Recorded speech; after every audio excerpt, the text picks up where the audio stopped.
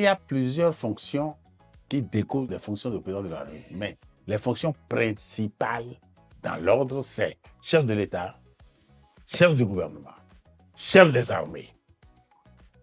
Puis vient maintenant le grand maître de l'ordre. Et il y a plein d'autres fonctions. Ce qui est légal, complètement légal dans notre régime, qui en principe, je dis bien en principe, est un régime présidentiel, c'est que tout le pouvoir exécutif est entre les mains du président de la République.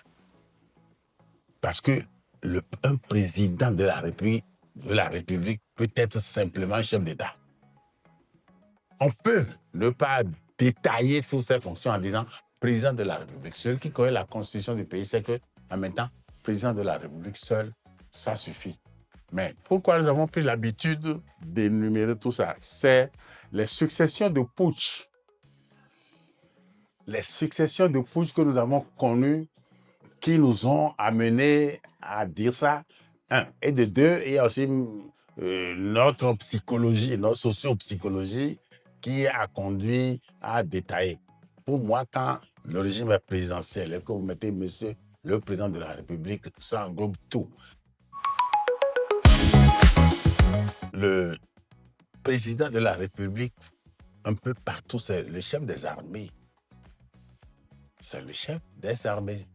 Pour qu'il y ait guerre, c'est lui qui doit déclencher la procédure pour, dans certains cas, avoir l'avis du Parlement, obtenir les autorisations qu'il faut pour déclencher la guerre. L'expression premier magistrat, c'est un usage.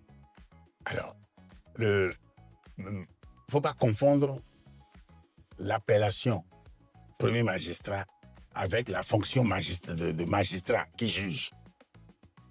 Le magistrat d'une cité, c'est le premier maître, le premier magistère de toute la cité.